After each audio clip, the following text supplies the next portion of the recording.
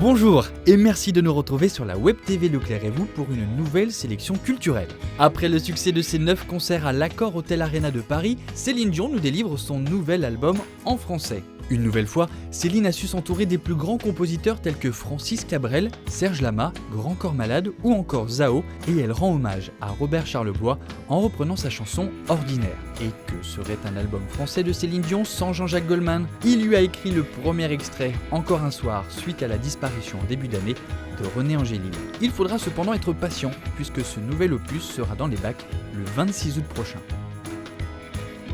Oui, je sais, nous sommes encore au mois d'août, mais c'est justement le moment idéal pour préparer la rentrée de vos enfants avec le Bled Français Collège chez Hachette Éducation. En se le procurant dès le 24 août, vos ados pourront commencer à réviser l'orthographe, la grammaire et la conjugaison de notre belle langue en toute tranquillité. Et bien sûr, cet ouvrage deviendra un soutien indéfectible dès la rentrée. Gallimard publie cette semaine Romanesque, un roman signé Tonino Benacquista. Aux États-Unis, un couple de Français en cavale se rend au théâtre pour y voir un classique. La pièce décrit comment un braconnier et une glaneuse, tous deux amoureux, refusent de se soumettre aux lois et deviennent des condamnés à mort. Vous serez étonné et surpris de comprendre l'étrange corrélation qu'il existe entre les personnages sur scène et les deux spectateurs français recherchés par la police. À lire dès le 18 août. Du manga cette fois-ci, avec la sortie du tome 2 de Platinum End. Dans le premier volume de ce thriller passionnant à la frontière entre le bien et le mal, Mireille, suicidaire, est sauvée par un ange. Finalement, cette rencontre l'avait plongée davantage dans un profond désespoir. Dans ce tome 2, Mireille reste dans cette confrontation mortelle pour cette fois-ci prendre la place de Dieu.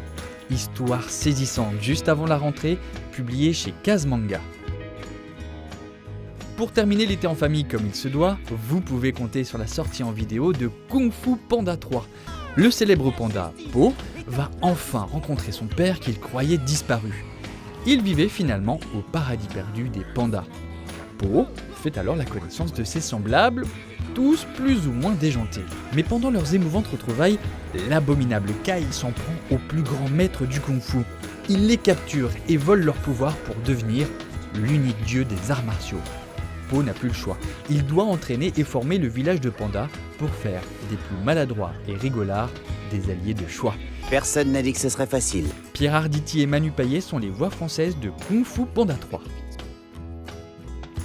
Dès le 23 août, vous pourrez jouer sur PC à Deus Ex Mankind Divided.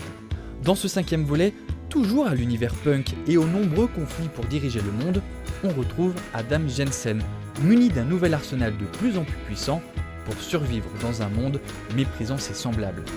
Adam doit effectuer un certain nombre de choix. Comment aborder ses nouvelles missions et quelles sont les personnes de confiance pour l'aider à anéantir un vaste complot mondial. Bonne semaine culturelle à vous et rendez-vous prochainement pour un nouveau C'est à découvrir.